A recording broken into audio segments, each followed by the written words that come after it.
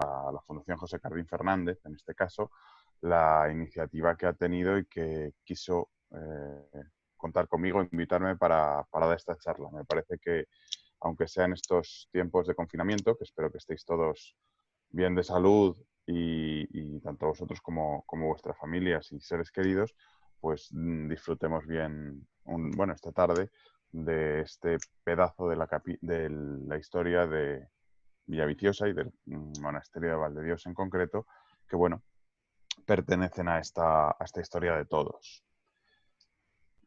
La idea de llevar a cabo esta presentación, que espero que no sea muy, muy larga y que dé tiempo y lugar a bastantes preguntas después, para lo cual me presto evidentemente, es un poco de algún modo conmemorar uno de los aniversarios que este año atraviesa la tierra de Villaviciosa y en concreto el monasterio de Valdedios, que es ese año 1220, como pone el subtítulo, que fue, por llamarlo de algún modo, el año en el que Valdedios decidió quedarse, en este caso.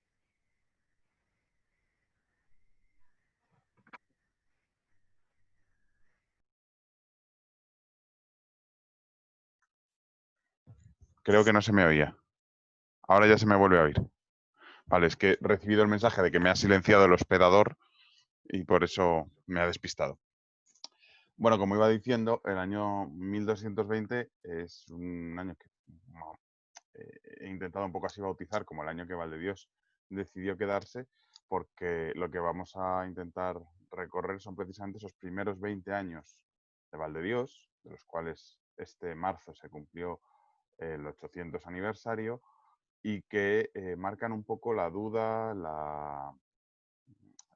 los titubeos sobre el asentamiento de lo que va a ser el monasterio de Valdedios, de Santa María de Valdedios, en Villaviciosa, en lo que entonces se llamaba Maliayo, en el valle de Boiges, que a partir de entonces precisamente se llamará Valdedios. Todo el mundo sabe que antes de asentarse allí el monasterio cisterciense, eso no tenía ese nombre, sino que es un nuevo topónimo que introducen los cistercienses con una finalidad un poco de atracción, de resaltar la importancia de ese lugar, evidentemente haciendo resaltar la belleza, la paz y el ideal monástico que se iba a sentar, haciendo de ese viejo valle de Boiges el nuevo Valle de Dios. Es un nombre que desde el primer momento se establece. Es algo que suelen hacer mucho los cistercienses. Cuando fundan una casa nueva, un monasterio nuevo, cambian el topónimo del lugar y le ponen un topónimo que busca resaltar su nueva situación o su nueva dedicación religiosa o espiritual. Por ejemplo, tenemos otro ejemplo en Asturias, como es el viejo monasterio de la Pedo, de la Pideum, porque estaba hecho con piedra, que va a ser luego el monasterio de Belmonte, Belus Montis, ese bello monte que cambia ese nombre los cistercienses. Pues bien, recorriendo esos primeros 20 años, vamos a ver esos titubeos, a ver si avanza. Bueno, como decía, en esos primeros 20 años, es un momento muy tardío para la cronología del Cister. El Cister es una orden monástica reformista, es decir, es una orden que sigue la vieja regla de San Benito, pero con un espíritu reformista. Se funda en torno al año 1100, con unos primeros, los años anteriores, unos primeros momentos, en Francia, y desde ahí tiene una rápida expansión. Sin embargo, a Castilla tarda en llegar. La primera casa leonesa, la primera casa que va a existir del Cister en la parte leonesa de la península, puesto que en ese momento nos estamos moviendo en varios reinos, va a ser la casa precisamente de Sobrado, aquí en medio de Galicia, como veis, que va a ser precisamente la que nos importe mucho para Valdedios, porque va a ser la casa madre de Valdedios. Y se funda en 1142. Pues bien, dentro de lo tardío que en general es el Cister en llegar a Castilla, especialmente dentro de Asturias es tardío. Los tres primeros casos de monasterio cisterciense en realidad son viejos monasterios que ya existían y que entran a formar parte del Cister. Son los casos que veis aquí en Asturias de Oscos, la Pedo Belmonte, que acabo de decir cómo se cambia el nombre, y el monasterio femenino de Santa María de Gúa, en Somiedo, que acabará sus días en Avilés, como el monasterio de las Huelgas de Avilés. Pues bien, van entrando poco a poco a la filiación cisterciense. Sin embargo, como digo, son viejos monasterios, ninguno es nuevo. El único nuevo monasterio, la única fundación nueva que va a traer el cister a Asturias va a ser precisamente Valdedios. Por eso, entre otras cosas, va a ser tal vez el más importante de ellos, el más longevo y el que tenga una importancia económica y prestigiosa muy grande.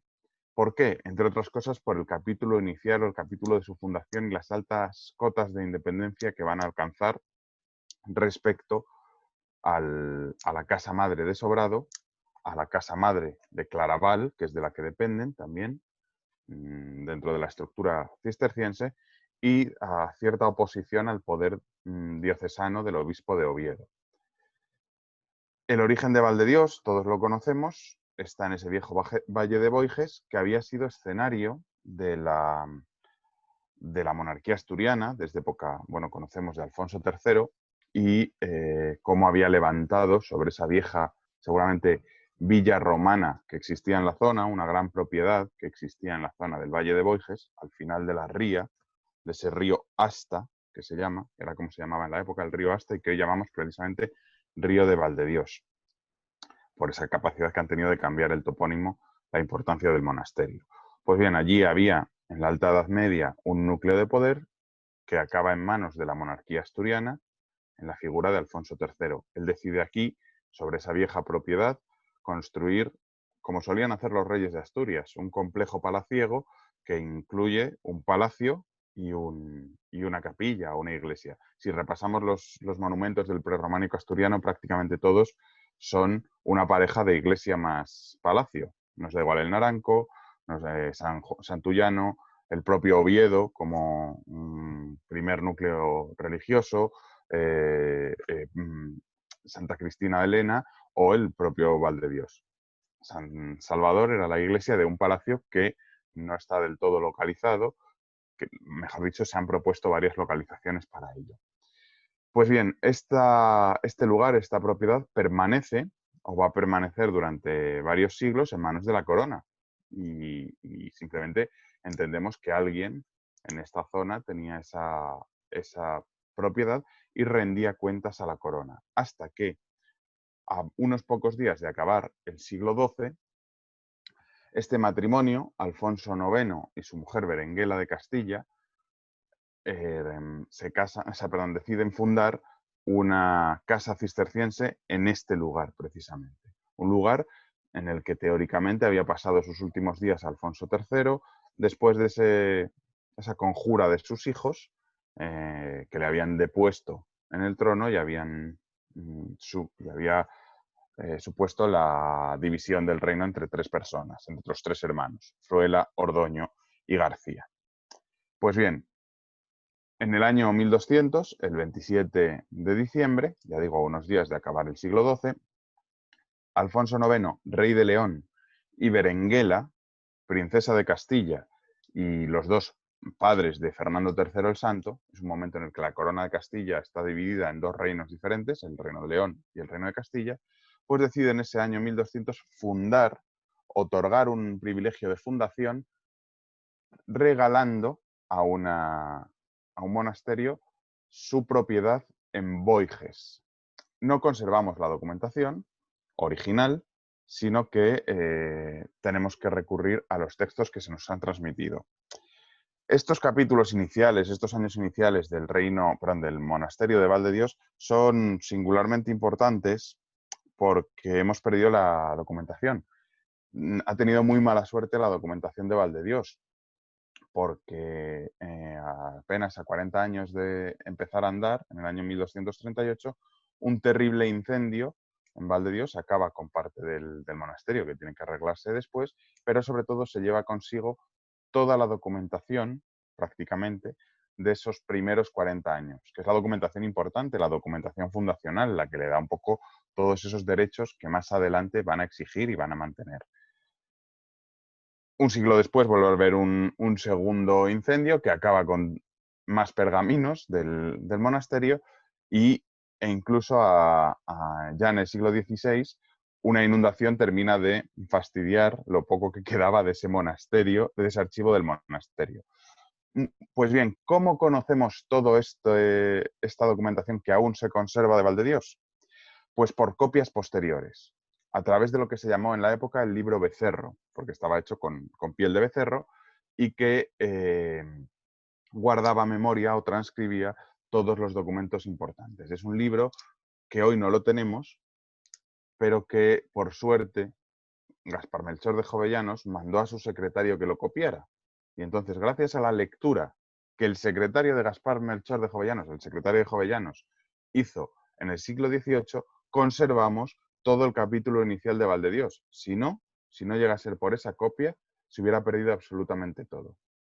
Así que, bueno, en este caso debemos darle las gracias a ese Acevedo Villarroel, que era el secretario de Jovellanos, por transcribirnos ese libro becerro. Y en él se custodia o se copia este documento que pueden ver ahí. Se trata, bueno, unos extractos del documento fundacional, ese que digo yo que el 27 de noviembre de 1200, perdón, de diciembre de 1200 van a conceder ambos reyes, el matrimonio de reyes, Berenguela y Alfonso IX, donando, como ven aquí en la tercera línea, toda la heredad de Boiges, tanto la que pertenece al realengo como la del infantazgo. ¿A quiénes? A una abadía que los cistercienses, que la orden cisterciense vaya a construir. Y fíjense en en esta pequeña frase que está aquí incluida con estos corchetes. Luego volveré a ella. Pero viene a decir que va a ser esa abadía de la orden cisterciense, que va a construir la orden cisterciense, y siempre será hija de la abadía de Sobrado de los monjes, en Lugo, en Galicia. Luego volveremos precisamente sobre esta conflictiva filiación de Sobrado.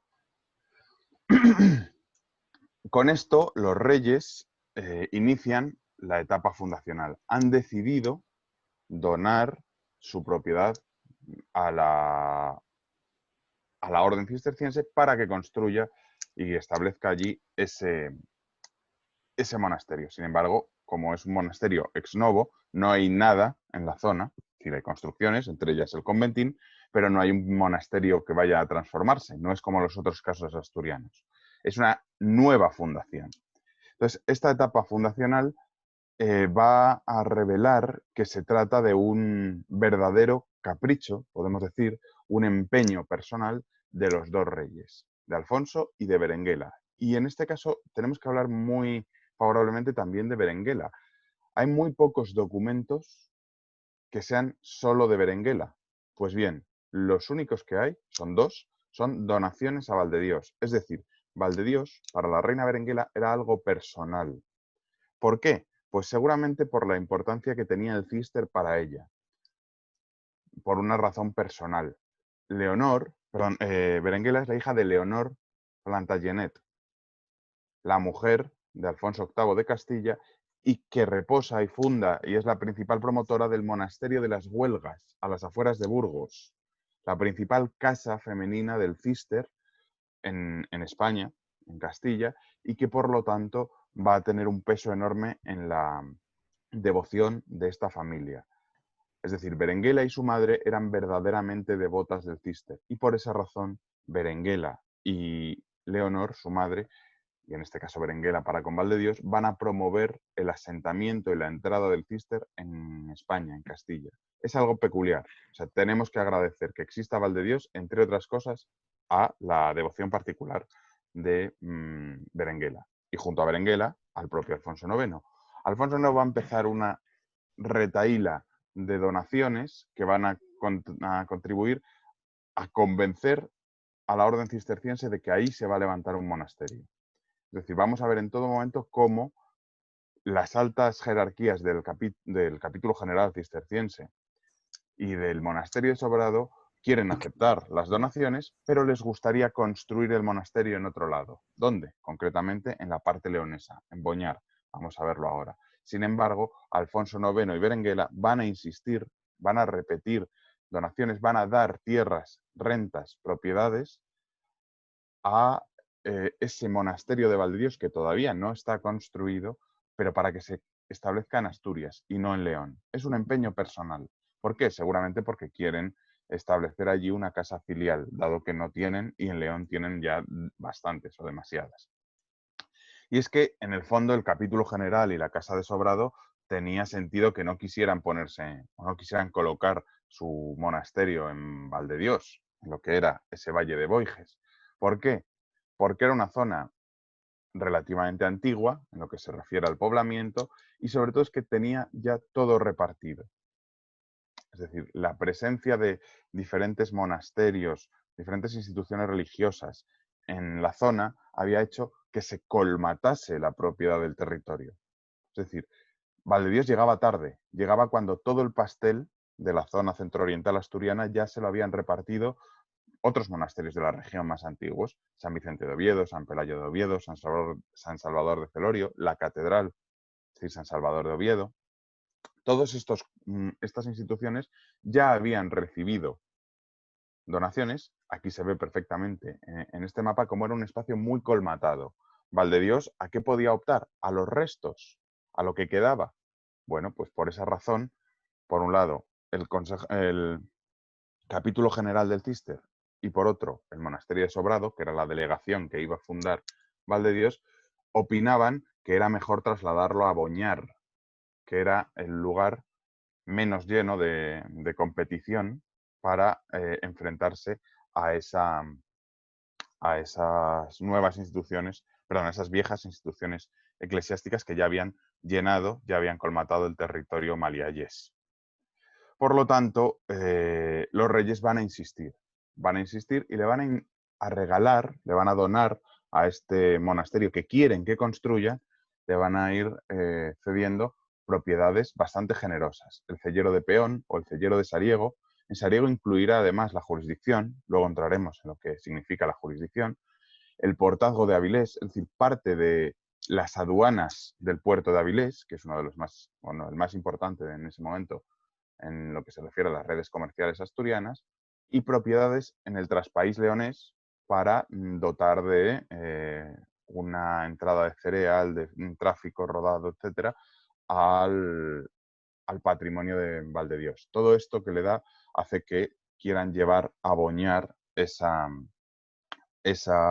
fundación, pero en cambio los reyes se empeñan en trasladarlo aquí. Esto es lo que ocurre en el primer decenio de vida de la institución de Valdedios, que todavía no existe como monasterio construido. Tengan en cuenta que el monasterio empieza a construirse en el año 1218. ¿Por qué? Porque tarda en echar a andar. Por esos titubeos, por esos dos bandos que se han fijado. Por un lado, los reyes insistiendo en que sean Asturias y por otro, el monasterio de Sobrado y el capítulo general del Císter diciendo que sea en Boñar. Aquí, en este paisaje que ven, que es la Vega de Boñar. Aquí, de hecho, llega un momento en el que parece que el rey claudica y no va a abogar más porque se construyan Asturias. Les da a esta primitiva comunidad, en el año 1206, su más estimada propiedad en tierras foramontanas, que va a ser el realengo de Boñar. Lo mismo que le había dado en Boiges, pero en este caso en Boñar, y dice el documento que es para que allí construyáis y edificáis el monasterio que teníais que haber hecho en Asturias. Es decir, llega un momento en que el rey ya se rinde. Decide no luchar contra Sobrado y el capítulo general cisterciense y aceptar que su monasterio querido en Villaviciosa sea en Boñar. Y eso es lo que van a querer. Boñar es una propiedad bastante atractiva, hay que decirlo. Está en la línea de comunicación directa por el puerto de Tarna con León, con Asturias. Es un lugar apetecible para fundar el monasterio, es verdad. Y encima está más vinculado a grandes dinámicas de población como el Camino de Santiago, la Vega de León, etc. Entonces puede permitir un lugar de asentamiento bastante atractivo. Tenía cierto sentido que tanto Sobrado como el capítulo general quisieran asentarlo ahí. De hecho, empiezan a trabajar. Sabemos por un documento, por una permuta que hay del año 1209, que compran esa primitiva comunidad de Sobrado, mandada aquí desde Sobrado, compra tierras para construir acueductos, es decir, canalizar el río, canalizar las aguas que pasan por Boñar para establecer allí su casa, su monasterio, físicamente construir su iglesia. Hasta este momento parecía que iban ganando los partidarios de asentarse en Boñar. Sin embargo, muy pronto, en el año 1210, los monjes que originalmente Sobrado había mandado a Valdedios, al Valle de Boiges, han recurrido al Papa Inocencio III, que en el año 1210 les asegura, les da un documento parecido a este, porque ya digo que el original se perdió, este es del Papa Gregorio, es un documento pontificio. Pues bien, Inocencio III les concede a estos 4 monjes que habían ido a Valdedios, liderados por el abad Nuño, les concede, les confirma todo y los pone bajo su propia dependencia. Es decir, en contra de la opinión de Sobrado y en contra de la opinión del capítulo general, el Papa les manda a sentarse en Asturias, no en Boñar. Entonces tenemos un tablero de ajedrez en el que están jugando el rey de Castilla, bueno, el rey de León, perdón, el Papa, el capítulo general del Císter, que es una orden internacional, el monasterio de Sobrado y los monjes que han acudido con el abad don Nuño allí a Boiges, a tomar posesión de sus primeras donaciones. Y esto es lo que hace que durante la década de 1210 empiece a construirse ya de manera definitiva, ya en piedra, ya se asientan de una manera absoluta los monjes de Valdedios en lo que hoy es Valdedios. Empieza a hacerse el año 1218, de eso nos informa la inscripción, que perfectamente conocerá Roberto, que está aquí en la que llaman la Puerta de los Muertos, es una inscripción peculiar, está en esta puerta, porque va de abajo arriba. Aquí lo ven perfectamente en la transcripción, cómo empieza que en el 15 de las calendas de junio, en la era 1256, porque hay que restarle 38 años, es la era hispánica, por lo tanto es el año 1218. Y aquí en la penúltima línea, que es la segunda, dice como el magistro Galterio la basílica Istram construxit, es decir, cómo el maestro Gualterio o Galterio construyó o empezó a construir esta basílica, esta iglesia, en el año 1218. Es decir, llevan 18 años para sentarse. Han tardado 18 años por esto. Y la primera piedra, la piedra fundacional, tarda en ponerse 18 años porque ha habido bandos de opinión que querían trasladar el monasterio a tierras leonesas, mantenerlo en Asturias o incluso se llegan a proponer terceras vías. Hacerlo en Melgar, que está todavía más al sur, o incluso hacerlo en Toro, dado que parte de esas donaciones que van a recibir los de Valdedios van a estar en Toro, en Zamora. Pues bien, todo esto tiene su absoluta consumación precisamente el año 1220 con este documento y el que se va a conceder paralelo, que son los que anuncian el triunfo absoluto de la opción maliayesa, del hecho, el triunfo de que Valdedios se quede en Villaviciosa y no vaya o no se funde en ningún otro lado.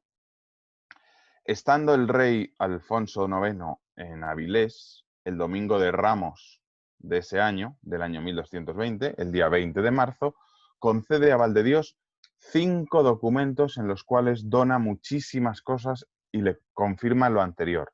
Le dona propiedades nuevas en Peón, en Villaviciosa, en Sariego, en Saelices de Payuelo, en Roda, en Boñar, en Toro, en Galisteo, varias propiedades. Pero entre lo que le dona nuevo están los dos principales bienes que van a hacer que Valdedios se asiente y tome lugar en esta villa, en este alfoz de Villaviciosa, que son los que daban un poco nombre a esta charla de hoy, el coto y la sal. Vamos a ver cada uno de ellos. Ya digo que los dos son a la vez del día 20 de marzo del año 1220, dados en Avilés. Aquí lo vemos. In Dei nomine, notum sit omnibus tam presentibus quam futuris, etcétera, etcétera. ¿Qué le está dando? Viene aquí, incauto, Alfonso, el rey de León y Galicia, incauto monasterium Santa María de Vallis Dei per estos términos.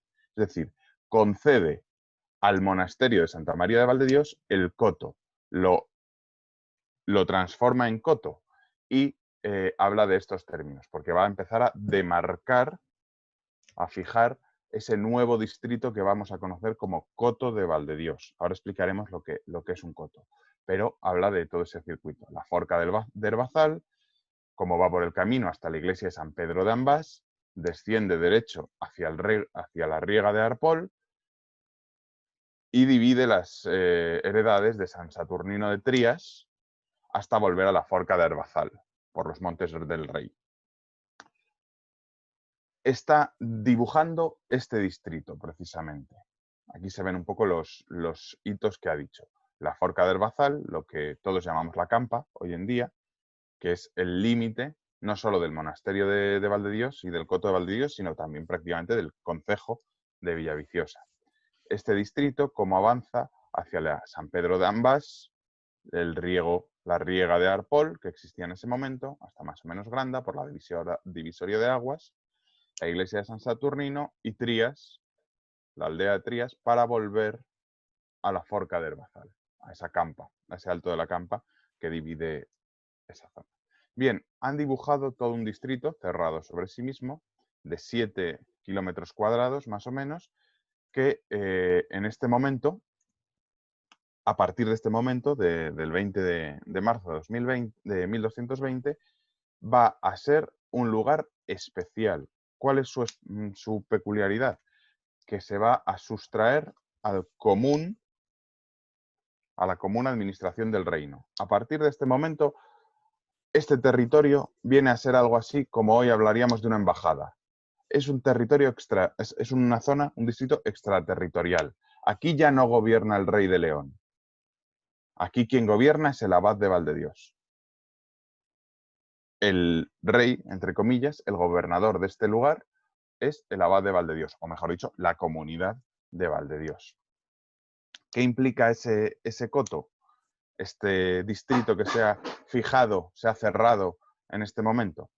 Pues, en primer lugar, ese cambio de gobierno y que trae consigo que, por ejemplo, y lo dice exactamente el documento que veíamos antes, no pueda entrar ningún tipo de oficial del rey.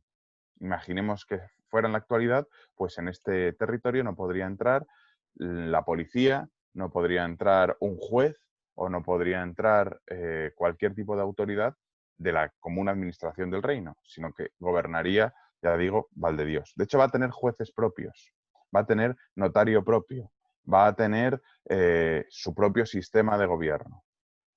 Si alguien cometía un delito en este territorio, quien iba a juzgar era el abad, no iba a ser otro.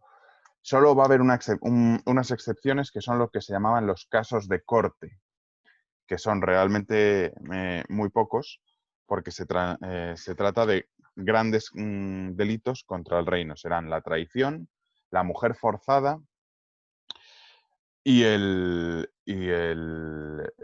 inminencia del asesinato. Es decir, si alguien ve que se va a cometer un asesinato, sí podría entrar a detener a alguien en el coto de Valdedios. No obstante, el delito lo juzgaría el abad de Valdedios. Es un momento en el cual este coto le va a dar un gran poder sobre todo este territorio, pero no solo sobre el territorio, sino sobre los hombres. Es decir, los habitantes que vivan a partir de este día aquí dentro van a pagar sus impuestos, van a acudir al juez, van a acudir al notario que dependa de Valdedios y por lo tanto va a poner sus tasas y va a poner sus precios. Es un regalo, un verdadero regalo.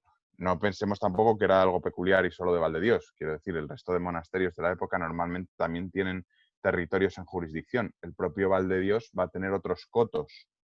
El coto principal va a ser esto que se le da al abad en el año 1220, pero con el tiempo van a conseguir también el coto de Camás, por ejemplo, en Cabranes, se lo va a ceder Rodrigo Álvarez de Asturias, El actual concejo de Sariego va a ser en la época prácticamente un coto de Valdedios en igualdad de condiciones que este que vemos aquí y va a tener también cierta jurisdicción sobre el valle de Boñar, donde decía yo antes que iban a querer colocarse.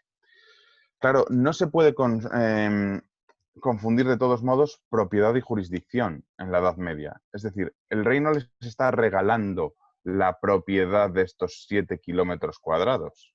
Esos 7 kilómetros cuadrados pertenecen a quien pertenezcan, prao a prao, digamos. De hecho, aquí en este mapa que veíamos antes, veis perfectamente cómo el monasterio de San Bartolomé de Nava tiene propiedades aquí, o el monasterio de Santa María de Villamayor, en Piloña, el monasterio de San Salvador de Celorio o San Vicente de Oviedo tienen propiedades que están dentro del coto. Es lógico, son propiedades, pero la jurisdicción de esa propiedad ya no va a ser del rey, sino que va a ser del abad. Es decir, lo que produjera esta propiedad de San Bartolomé de Nava tenía que pagar impuestos, el IBI, llamémoslo así para llevarlo a tiempos actuales, se lo tenía que pagar al abad de Valdedios, al monasterio de Valdedios.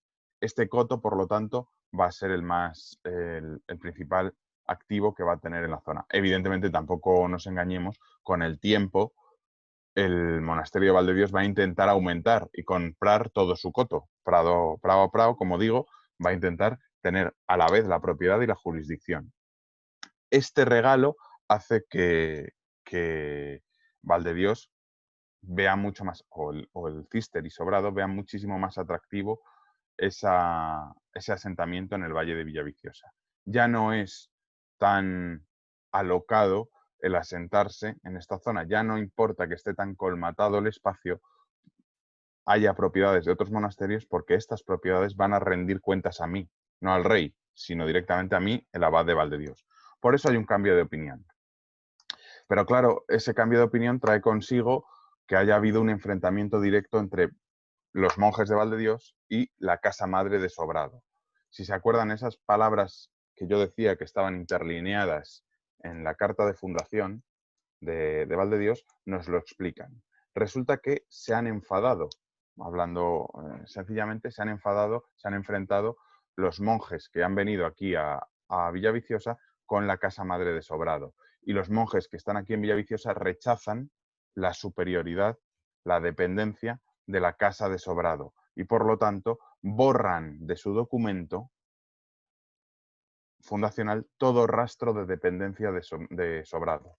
De hecho, el documento fundacional que encontramos en el Becerro de Valdedios no incluye esa fórmula de dependencia. Como lo han hecho unos años después, se han librado y ya no quieren tener nada que ver con Sobrado, han borrado eso.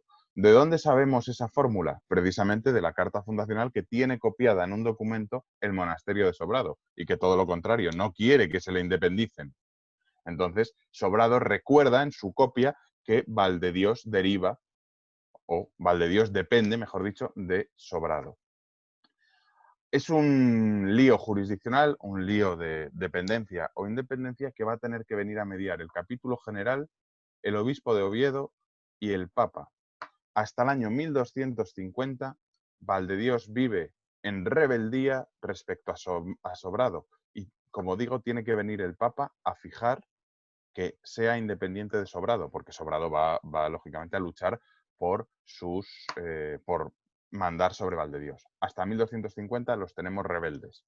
Y Sobrado se va a aliar en ocasiones con el obispo de Oviedo. Entonces, durante los primeros 50 años de Valdedios tenemos unos complejos líos de dependencia entre Sobrado, la comunidad fija que hay en Valdedios, el capítulo general y en el cual tienen que acabar mediando el papa y el obispo.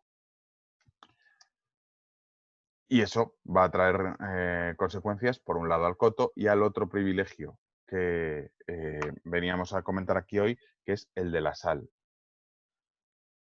No es este, una vez más, porque se perdió en ese incendio de 1238 el original, sino que esto es una confirmación de ese mismo privilegio original que ha firmado Alfonso X. Sin embargo, bueno, el texto es muy parecido. Viene a decir, en ese mismo día, el Domingo de Ramos Ramis Palmarum del año 1220, ese mismo día 20 de marzo, desde Avilés, de nuevo Alfonso, rey de León y Galicia, les da en perpetua limosna a Dios y al monasterio de Santa María de Valdedios esto, el Eminagium Salis de Abelies, es decir, una participación, un porcentaje, la séptima parte concretamente, del negocio de la sal. La sal era verdaderamente importante. La sal en la época no solo es para echar a la comida, sino que la sal ayuda a conservar los alimentos que existen. Sirve para salazones de pescado, de carne, para trabajo de curtiduría, es decir, para el trabajo del cuero, para tintes. La sal es un bien valioso, es un bien extremadamente rico, tanto que los reyes de Castilla, desde época del emperador, desde Alfonso VII, un siglo antes, han convertido la sal en toda Castilla en un monopolio regio. Es un bien estanco, un bien que tiene, como el tabaco hoy en día, tiene un estanco sobre él. Es decir, tiene el privilegio y el monopolio directamente del poder del rey. Y el rey, en este caso, en 1220, decide compartir en un séptimo y en el distrito de Avilés el séptimo del beneficio del comercio salinero con Valdedios. Esta es una donación sin igual hasta el momento. Realmente es importante porque no supone una cantidad fija, sino una participación en el negocio. No es que le dé todos los años 2.000 maravedíes salidos de la sal, no, es que le da una participación, es un accionista más, por así llamarlo, del negocio de la sal, que al ser un monopolio, evidentemente pueden imaginarse que es muy lucrativo. ¿Cómo funcionaba? Bueno, en Asturias, el distrito salinero se identificaba con las diócesis de Astorga, León y Oviedo. Es decir, todo este territorio dependía en origen para su sal de dos puntos. Una sal que podía venir del interior, es decir, de las salinas de Villafácila, en Zamora, curiosamente también compartidas con otro monasterio cisterciense que es Moreruela, o bien por comercio internacional por barco. Y ese siempre obligatoriamente tenía que descargar en Avilés. Yo no podía ir con sal, si era comerciante de sal, yo no podía descargarlo en cualquier otro puerto. Ni en Villaviciosa, ni en Llanes, ni en Luarca, ni en Navia. No podía ir con la sal a otro lado. Tenía que ir a Avilés, descargarlo allí, y allí, por supuesto, el servicio de aduanas, llamémoslo así, del rey, ocupado de la sal, iba a tomar nota de mis negocios e iba a llevarse parte. Yo tendría que pagar unos impuestos dependiendo de ellos. Eran los llamados alfolíes de la sal. Alfolí es una palabra árabe que significa almacén, y entonces en Avilés existía un alfolí, de hecho estaba detrás de la actual iglesia de los Padres, la de San Nicolás de Bari, la que está al lado de, bueno, en el centro histórico de Avilés. Allí esos alfolíes llevaban ese control, cobraban el impuesto y se llevaban su porcentaje. Pues dentro de esos beneficios iba a participar Valdedios. Lo que pasa es que el negocio de la sal con el tiempo va cambiando. Lo que en un inicio era un distrito de estas tres diócesis coordinado desde Avilés y todo el comercio que existiera en estos tres territorios dependía e iba a rendir cuentas al alfolí de Avilés, con el tiempo van ampliándose. Se autorizan más puertos para que se descargue la sal. Aquí lo ven. A partir de 1300, pone 38 porque me he equivocado, perdón, pero en realidad era 48. A partir del ordenamiento de Alcalá, en época de Alfonso XI, de Alfonso XI, se multiplican los puntos. Y claro, Valdedios tiene que acabar poniendo un delegado en cada puerto. Y tenemos documentación y tenemos el registro de cómo Valdedios tenía un delegado en cada puerto que contaba, hacía una lista de todos los barcos que venían, cuánto descargaban, por qué valor, cuánto se les había pagado, y de eso calculaban y se llevaban el séptimo, la séptima parte. Todo eso durante toda la Edad Media. Esto es lo que ven aquí, precisamente. Como llegaban a Avilés o después a los otros puertos autorizados, descargaban la sal. Y aquí tiene la relación de navíos de la sal que se descargaron en Alfolí en este caso de la Villa de Luarca, en el año 1607. Juan González, portugués, y descargó 1065. Juan Moles, francés, descargó 338. Juan de Moy, francés, etcétera, etcétera. Y tenemos listas de todos los barcos y qué cantidades y qué se cobraba. Esto es una de las muchas que hay. Las hay más prolijas y menos prolijas, ¿no? Pero este es uno de los ejemplos de ese control que llevaba Valdedios para que no les robaran lo que era suyo. Gracias a este negocio de la sal, Valdedios es viable. Si no llega a ser por esto, prácticamente no hubiera tenido la importancia económica y la importancia en el poder de la zona y de Asturias en general que tuvo Valdedios. La sal era verdaderamente el principal negocio de Valdedios, el principal ingreso. Y eso se ve porque viendo los presupuestos año a año, los mayores ingresos de Valdedios no vienen por sus tierras arrendadas, no vienen por sus ganados, no vienen por sus redes comerciales, sino concretamente por la red salinera, por su participación en la economía salinera. Llega la importancia tanto que tienen muchos pleitos con los delegados de la sal. Los delegados en los puertos querían, lógicamente, muchas veces arrimar el ascua a su sardina. Y esto son una copia de los celemines, de las medidas, de las cuarteras de la sal que tenía el monasterio.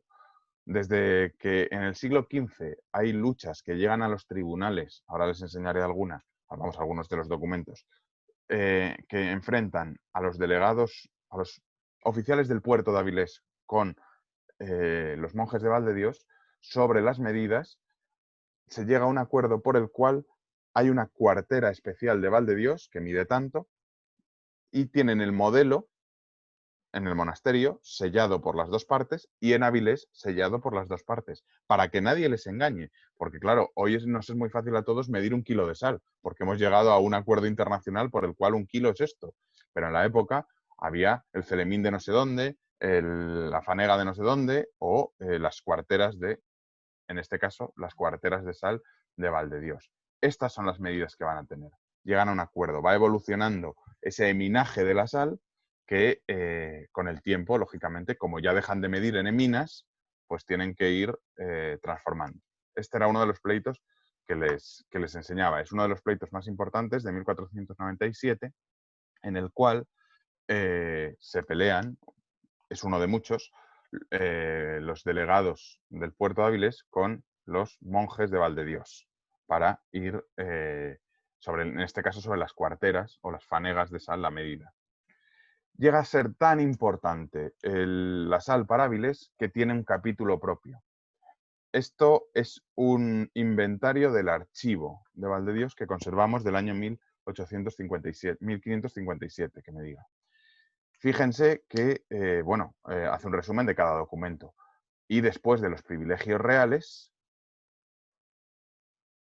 llegan los privilegios de la sal. Y eso que los privilegios de la sal son también privilegios reales, lógicamente, pero tienen un capítulo propio. Desde el año 1220, el primer privilegio de la fundación de esta casa, que lo da Alfonso el IX a este monasterio para su sustentación. Ese original privilegio que, como digo, celebramos este año el 800 aniversario y que va a permitir el sostenimiento económico de Valdedios. Van a cuidar muy mucho. Yo les puedo asegurar que de la documentación que conservamos de Valdedios, la mitad pertenece a los negocios de la sal de Valdedios. La inmensa mayoría son listas de barcos que desembarcaron en los diferentes puertos de Asturias, pero tienen esa importancia tan grande. Y duró hasta el final. Valdedios, como monasterio, sigue vivo como comunidad cisterciense, pese a las posteriores reformas. Sigue vivo hasta la década de 1830 y este es el último recibo de la sal. Este recibo es del año 1827. El último en el cual Valdedios recibe la cuenta correspondiente pues, de sus beneficios de la sal. Como ven, es papel timbrado de la Administración de las Rentas Reales en la provincia de Asturias y como la contaduría le va a dar lo que le corresponde. se le han satisfecho al Real Monasterio de Valdedios de la Orden de San Bernardo, por consiguiente comprendida, etcétera, etcétera. Es un recibo. Y hasta el año 1827, es decir, hasta poco antes de cerrar la puerta por culpa de la desamortización, Valdedios sigue cobrando esos negocios, esos ingresos por la sal. Exactamente igual que sigue teniendo su coto. El coto de Valdedios, como extravagancia jurisdiccional, va a pervivir hasta la propia desamortización. Cuando en el año 1753 se hace el famoso catastro de Ensenada, tienen que hacerlo en el concejo de Villaviciosa y en el coto de Valdedios porque son dos entidades diferentes. Son dos entidades diferentes porque en una gobierna el rey a través de Villaviciosa y en otra gobierna el abad de Valdedios. Y sigue habiendo vasallos de Valdedios que hasta 1833, que empieza la desamortización del cenobio, siguen siendo ciudadanos de Valdedios y no de, llamémoslo, el Reino de España, ¿no? Aparte de eso, evidentemente tienen una gran cantidad de propiedades rústicas, de propiedades y rentas en los territorios, especialmente en Villaviciosa. Estos siguen siendo cuentas de cómo cobraban impuestos en Villaviciosa, correspondientes al año 1487. Fíjense cómo Juan de Valdés pues, les va a pagar tanto dinero y tantas gallinas, porque a partir de la Baja Edad Media, cada 100 maravedíes había que dar una gallina, además. Va como unida en el precio. O si eran ya 1000, eran carneros. Aquí no tenían muchos carneros. Pues bien, todas estas propiedades y muchas más que tienen fuera del concejo de Villaviciosa, especialmente en Sariego, que era prácticamente su propiedad, Nava, Gijón, Siero, es decir, prácticamente las de alrededor, pero también en Oviedo, también fuera de Asturias, en Toro, en Zamora, en León, en Benavente, en todos estos lugares tenían propiedades que ellos manejaban muy bien. Se habla muchas veces de los monasterios cistercienses como verdaderas empresas, como como una multinacional, en el sentido de que dependían todos de la casa madre de Claraval, de Cité, y que a través de eso escalonaban toda una jerarquía, un régimen piramidal que hasta cada último monasterio controlaba todos sus bienes. Estos son solo los que están localizados en Villaviciosa y para la Edad Media, pero son bienes variados que no sabemos, pero muchos que son celleros, es decir, dependientes de parroquias, granjas, ahora entraremos a ellos, huertas diversas, muchos molinos. Toda esta ruta de los molinos que hay en Villaviciosa, precisamente muchos de esos molinos eran propiedad de Valdedios. Muchas viñas, que vamos a ver, rentas de todo tipo. Hablando de las granjas, que decía yo antes, las granjas son un invento absolutamente cisterciense. No sé si lo conocen, pero viene a ser una especie de delegación. ¿Qué le había pasado a los viejos monasterios? Que se habían ido fragmentando sus propiedades, se habían ido alejando. Pues bien, los cistercienses, desde el principio, para salvar ese problema, establecen un sistema de granjas, en el cual hacen que de la granja de Ferreros, por ejemplo, dependan todas las propiedades que tengan en esta zona. Y al frente de cada granja ponen a un maestro de granja, que en ocasiones puede ser un monje y que además atendería espiritualmente a esas poblaciones, o incluso puede ser lo que se llamaba un converso. Converso no tiene nada que ver con la fe que profesan, sino que converso en la época, en la administración cisterciense, es un laico que ha abrazado un estado de vida cuasi monástico. Es decir, ha aceptado la regla, vivir con pobreza, castidad y obediencia, pero no se consagra. O sea, no tiene no pasa a ser monje como tal. Entonces, establecen esas granjas. Hoy todavía sigue en pie esta. Vamos, no como granja, lógicamente, sino como sigue en pie en Arbazal, la casa que era la casa del maestro de granja de la granja de Arbazal. Aquí ven el sello, el emblema de la abadía cisterciense, del monasterio de Valdedios, aquí a unos kilómetros apenas de la casa, de la casa monástica, del monasterio de Valdedios. Todas estas propiedades, aquí las ven en rojo, muy variadas, ellos no van a explotarla directamente. Es decir, no vamos a ver a los monjes trabajando todas estas tierras. Realmente lo que van a hacer es aforarlas y arrendarlas o tenerlas en mampostería, dependiendo. hay una evolución. El arrendamiento viene a ser muy parecido al aforamiento, es lo que hoy llamaríamos directamente el alquiler. Alquila la tierra para que la trabaje otro a cambio de un censo, a cambio de una renta. La diferencia es que los arrendamientos son por tiempo corto, es decir, 2, 3, 4 años, y en cambio los aforamientos son por vidas, por 3 o 4 generaciones o incluso ya a perpetuidad. La mampostería es algo especial porque es un contrato especialmente sobre los frutales, por el cual se lleva a medias. Lo trabaja todo el campesino, el arrendatario, el mampostero, pero se lleva a medias. Es la diferencia entre la propiedad del suelo y la propiedad del vuelo del árbol. Es decir, lo que hay en el suelo y lo que es el propio árbol. Son matices jurídicos en los que no merece la pena entrar, pero sí que nos dan la idea de ese constante movimiento, constante gestión de su propiedad. Tenemos varios de estos documentos que conservan esos arrendamientos a particulares, a familias de la zona, especialmente de Villaviciosa, que ya digo que es donde se concentraba más en las propiedades de Valdedios, que con el tiempo son tantos que acaban teniendo que apuntarse en un libro. Lo que antes era un pergamino, que se llevaría una copia a cada parte, al final acaba en estos forales, que se llaman, son los libros de fueros, los libros de contratos, que aunque les parezca mentira, se pueden leer. Estos son contratos. Este, por ejemplo, es un arrendamiento a Alfonso Gutiérrez de Acebo en Sariego, por ejemplo. O esto es en de la Falla o en diferentes términos que se pueden ir viendo. Normalmente, ¿qué extraían de esos territorios? Lo sabemos por las rentas, por lo que le pagaban. Pues, como eran la mayoría en Asturias, la mayoría eran en Escanda, que es un trigo secundario, pobre, más o menos, ¿no? Porque no son tierras aptas para el cultivo extensivo del trigo como en otros lugares. Y otros tipos de cereal secundarios, la cebada, el segundo, la erga, o un genérico pan, que nunca sabemos muy bien a qué se refiere. Se pagaban las rentas en pan, siempre en especie. Con el tiempo se van a ir cambiando las rentas en especie por rentas en dinero. Algo parecido con respecto a los frutos.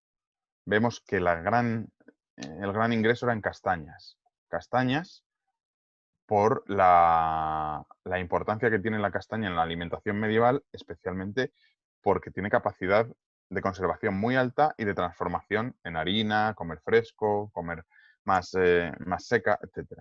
El resto de frutas tendrían que conservarse y costaba más. Es muy curioso la poca entidad que tiene el manzano, la pumarada en la producción de Valdedios, a no ser que esté en el genérico frutales. Las menciones específicas a la pumarada y por lo tanto a la producción sidrera, que sí que sabemos que existía de todos modos, en Valdedios no es tan importante como podría pensarse para una zona en plena comarca manzanera como es Villaviciosa. En cambio, tiene mucha más importancia quizá la viña. La viña, aunque parezca mentira, en época medieval tiene gran importancia debido a la necesidad litúrgica que tenía Valdedios. De hecho, si uno hoy va caminando hacia Valdedios, o en coche, se encuentra con topónimos como La Parra, La Viña, etcétera, que dependían directamente, eran propiedades del coto de Valdedios, donde ellos forzaban a la cosecha o al cultivo de la vid para tener vino. No creemos que fuera un vino exquisito, desde luego, pero sí que era una producción que por lo menos les servía para la liturgia, que lógicamente era necesaria, y bueno, para el consumo. Hay que pensar también que el vino medieval no era exactamente igual al actual.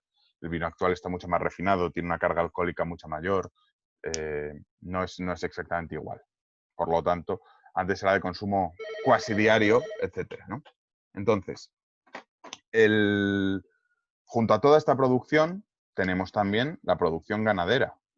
Valdedios era la principal propietaria de ganado de todo el centro oriente de Asturias. De todo el centro oriente de Asturias, hasta el punto de que conservamos muchísimos contratos de compraventa de bestias, que son muy graciosos porque les dan nombre a los animales. Los animales en todos estos contratos, especialmente vacas, tienen nombre todos. Se describe perfectamente la vaca, se dice una vaca vermella con un cuerno torcido, que tiene 4 patas, eso lo especifican porque puede estar coja o no, y que responde al nombre de estrella, de lucero, de blanca, de... Hay muchos nombres de estos animales. Pues bien, esto hace de Valdedios definitivamente este gran propietario, y este gran señorío en el centro oriente de Asturias, que va a estar llamado al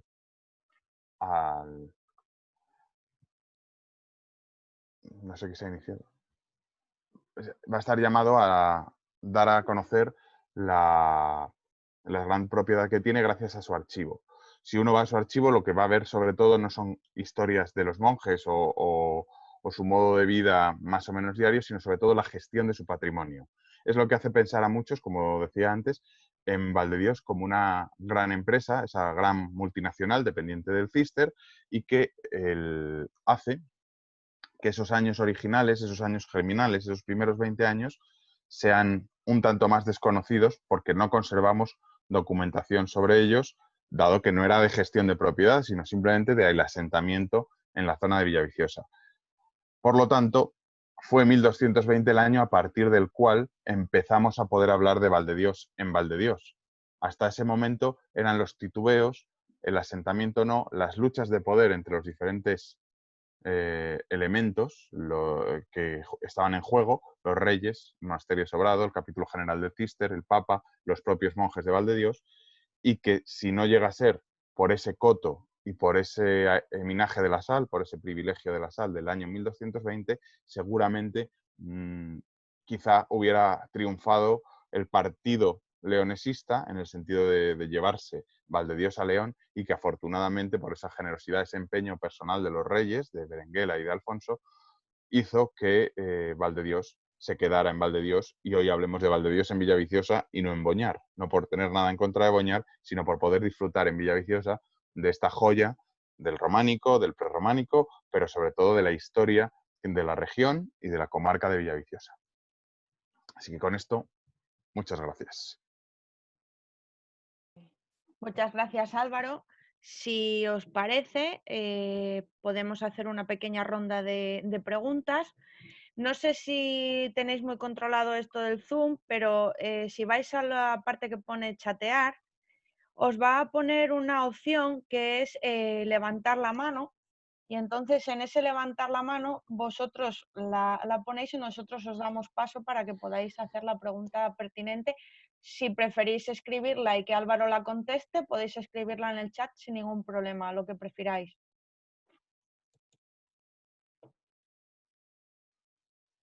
Mira, Álvaro, ya te están escribiendo, Sí, lo estoy ves ahí viendo. en el chat.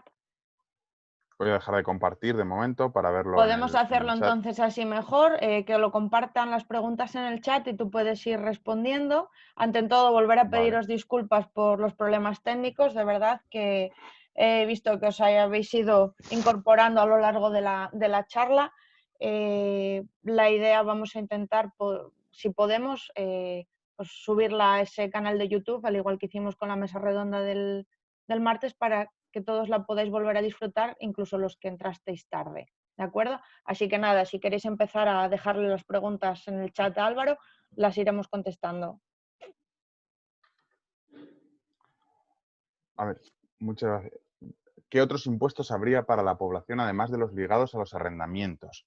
Bueno, claro, los impuestos, a ver, los arrendamientos no sería un impuesto, es simplemente la contraprestación al alquiler de una tierra concreta, etcétera, ¿no?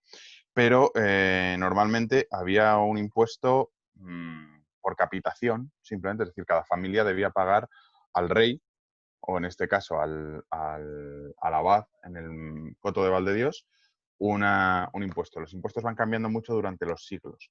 Entre otras cosas, va a ir gestionándose sobre todo un impuesto indirecto y no un impuesto directo. Se va a preferir el impuesto indirecto para pues por ejemplo, lo que hoy sería el IVA, que en la época medieval podemos hablar de alcabalas, ¿no? Pues impuestos a la transacción, a la determinada actividad económica de turno. Sí que había censos fijos, más o menos. Había censos fijos que había que pagar al abad. Más allá, por supuesto, de diezmos a la parroquia correspondiente. Esos van aparte, eso forma otro tipo de paquete.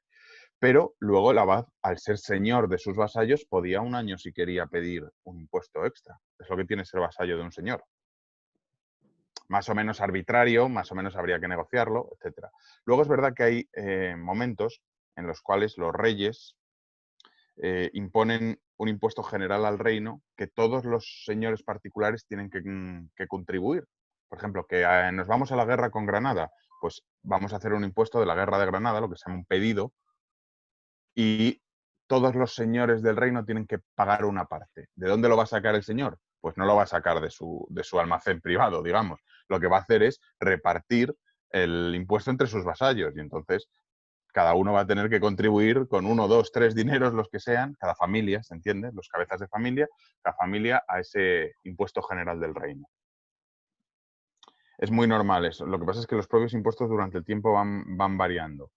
Y aparte lo que tiene el señor son muchos, o el abad en este caso, muchos impuestos, ya digo, indirectos, pues sobre todo tenía el privilegio de solo los molinos que tenía Valdedios, los campesinos dependientes de Valdedios tenían que ir obligatoriamente a moler su trigo a esos molinos. Y claro, el moler costaba, que acababas dejando una parte del trigo, por ejemplo.